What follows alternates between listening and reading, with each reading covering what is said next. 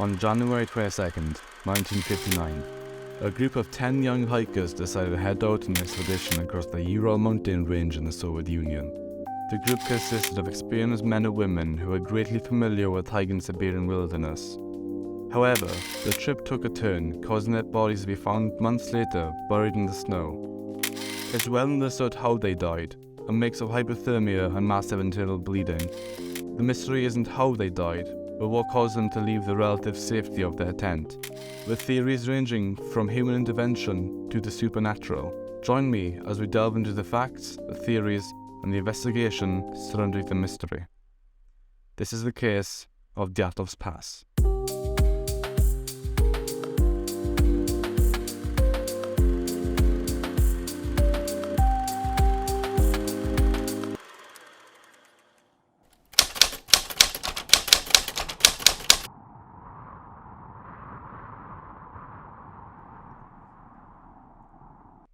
The leader of the group was Igor Dyatlov, accompanied by his 9 friends whom he met at the Ural Polytechnical Institute.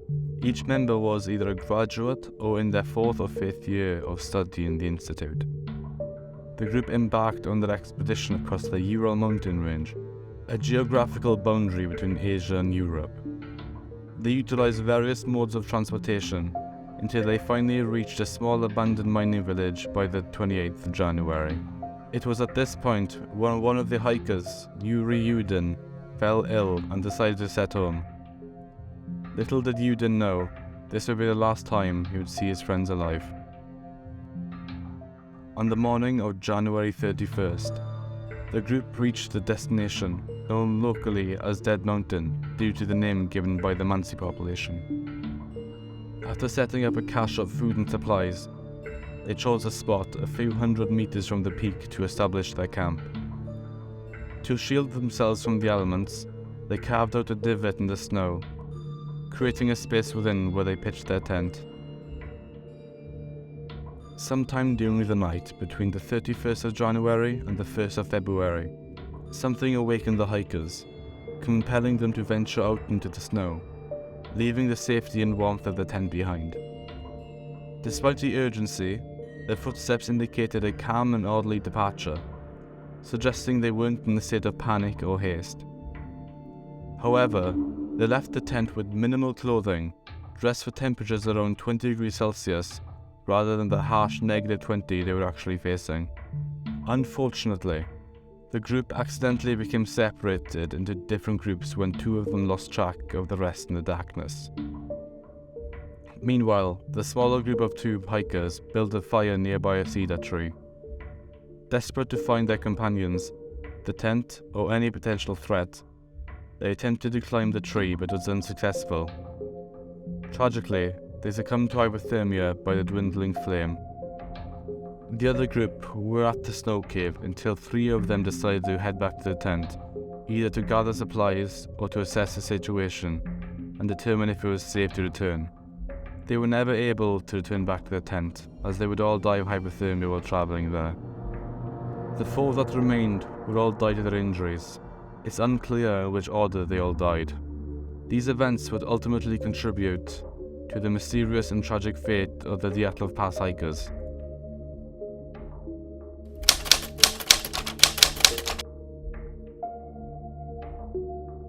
The only part of the Dyatlov group incident that is well understood is the injuries and cause of death. Examining the incident, it becomes apparent that 9 hikers split into 3 distinct groups. Group 1 consisted of Dyatlov, Slobodin, and Kolmogorova. Group 2 included Kolvatov, Zolotaryov, Dubinina, and TIBO-BRIGNOLLE. And Group 3 were comprised of Doroshenko and Krivonishenko. Group 1, it seems, was likely making their way back to the tent when they met their demise. Among them, Kolmogorova managed to reach the closest proximity to the tent, with no particularly peculiar injuries observed. Notably, Dyatlov had blood around his lips, and Slobodin had minor skull fractures. All members of Group 2 were discovered in a makeshift snow cave constructed within a small ravine, while Dubinina's body was located on the slope with her face in a stream of water. The remaining members were found upstream. Significant injuries included Dubinina's complete absence of a tongue, THIBEAUX-BRIGNOLLE's fatal skull injury, Dyatlovs' missing eyeballs, and Kolvitov's deformed neck. TIBO-BRIGNOLLE's injuries were likely sustained during the fall into the ravine and bore resemblance to injuries of the shockwave of a high-explosive ordnance. Dubinina's missing tongue remains the most infamous injury out of the group. Speculation varies, suggesting it was either removed while she was still alive, consumed by wildlife post-mortem, or found elsewhere. The autopsy report did not mention the tongue being torn off, only that it was missing. Given the thoroughness of the autopsy, it is unlikely such a detail would have been overlooked. Of the 4 individuals in Group 2, Kolvitov was the sole victim of hypothermia. The rest suffered injuries akin to those sustained in a car crash. There were indications that those who perished earlier had apparently relinquished their clothes to the surviving members.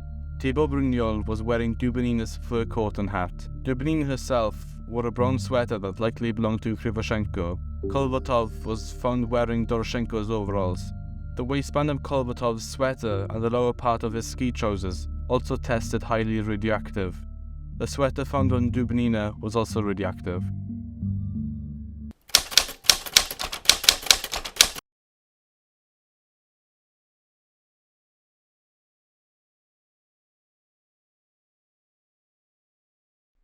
The mystery surrounding the Dyatlov 9 is not focused on how they perished, as that has been reasonably comprehended. The true enigma lies in what prompted them to abandon the tent in the first place. Given its unsolvability and its occurrence in Russia, the Dyatlov case naturally incites individuals to explore the realm of paranormal activity. Certain theories highlight reports of peculiar and unexplainable lights witnessed in the vicinity of the Dyatlovs group's location. The unexplainable nature of the incident often captivates those who incline to superstition, and the Dyatlov case is no exception. The hikers departed their tent, clad in woefully inadequate attire, with some donning clothes suitable for summer conditions. It's been suggested that the individuals on the verge of succumbing to hypothermia often experience hypothermic insanity. This condition significantly impairs decision-making abilities and induces a burning sensation. However, these hikers were experienced, implying that they should have known better than to remove their garments. Additionally, instances were found where one person's clothing was found on another, suggesting the possibility of scavenging among the hikers post-mortem before their demise. As we delve further into the perplexing case of the Dyatlov Pass, starting off with the avalanche theory. Many people believe that the hikers triggered a domino effect, leading to an avalanche while setting up camp.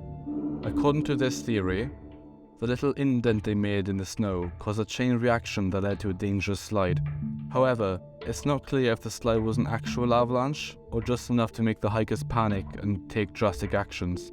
This theory is supported by some pieces of evidence. For example, there was a thin layer of snow covering the tent, which could have indicated an avalanche had occurred. Additionally, the injuries sustained by the hikers are consistent with the crushing force of large amount of snow. However, there are some reasons to doubt this theory. For one, the area where the hikers were camping isn't known for avalanches. Furthermore, it is hard to believe that people with injuries similar to those caused by a high-speed car crash could calmly walk away from the scene. Finally, these hikers are experienced and should have known the greater danger in such a situation is hypothermia rather than the avalanche. Due to the secretive nature of the Soviet Union, numerous theories speculate that the Russian Special Forces, or the KGB, may have played a role in the Dyatlov incident. Some link the skill of the KGB agents in staging murders to appear as suicide or natural causes to the injuries leading to the demise of the Dyatlov group. The theory posits 3 key factors. The group stumbled upon a converged weapons testing site. The group was mistaken for escaped Gulag prisoners. The group were targets of the KGB assassinations. Among the 3 possibilities, I found the latter to be most compelling. Unknown to his fellow hikers, Krivoshenko was involved in a secret nuclear program, which could have accounted for the unusual radiation levels detected on his clothing. This could have also explained why the KGB might be targeting him. There was a gulag relatively close to the incident location. It is plausible that the presence of an escaped prisoner could have caused the hikers to panic and abandon their tent, or they themselves might have been mistaken for fugitives. A long-term Gulag prisoner would likely not have left the female members alone, and there also would have been more footprints and signs of panic if they were mistaken for prisoners. The wildlife theory suggests the Dyatlov Pass incident is a mix of plausible ideas and superstition. It suggests that animals could be to blame for what happened to the Dyatlov group, such as a deer, wolverines, bear, or even a yeti. However, there weren't any tracks of large animals like bear or yeti found nearby. The media has taken advantage of the case to create myths and sensationalized stories. One photograph, presented as evidence of a yeti stalking the hikers, has been debunked as an image of a person in a coat, likely TIBO-BRIGNOLLE. While many plausible explanations for the tragedy exist, if the wildlife theory is correct, it is likely that the wildlife in the area scared the hikers, prompting them to leave the tents rather than actually attacking them. Some have linked Dubinina's missing tongue to scavengers taking it post-mortem. However, the fact that she was found with her face down in water likely explains this occurrence. Other theories suggest that immediate threat inside the tent, such as an animal, caused them to leave. While the wildlife theory has plausible aspects, it also includes supernatural elements. The theory of a yeti isn't without merit as well. However, the photo mentioned, whether it be related to TIBO-BRIGNOLLE, is inconclusive and does not provide definitive evidence. Now let's dive into more superstitious theories. The UFO is the most thought out superstitious theory. The presence of a nearby remnant of an alleged extraterrestrial civilization has sparked speculation that something inexplainable occurred during the Dyatlov incident. Some believe that the sighting of a bright, unexplained light indicates involvement of a UFO. However, I have reservations about this story. If the Dyatlov group had indeed encountered extraterrestrial life forms, it is likely that they would have captured photographic evidence. Some argue that they did capture such evidence, pointing to this photograph depicting a small dot surrounded by a seemingly unexplainable light as proof of the first alien encounter. In reality, this photo was taken in a camera without film in it, rendering it devoid of any meaningful content. The dot observed in the photo is simply the end of the camera lens. The reported bright light itself could have been a mass hallucination, mistaking one thing for another, or even the apparent Russian weapon test.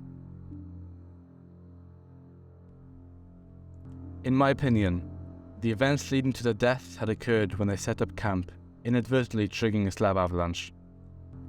The avalanche covered the exit, forcing them to cut their way out. Unfortunately, it was late at night, so they were sleeping, explaining the minimal clothing. Despite the challenging circumstances, the hikers felt like they had to do something, so they followed standard protocol. They left the area affected by the avalanche and sought shelter in the nearby woods. The group remained calm and walked on the slope to build a fire on a snow cave. Once the danger had passed, some of the members elected to return to the tent. Unfortunately, the extreme cold proved fatal for them, as they died of hypothermia. Meanwhile, the remaining few huddled around the fading flame, sharing a moment they knew would be their last, shortly meeting the same fate. It's tragic to think that if the group had been less experienced, they may have decided to stay put in the tent, leading them to survive.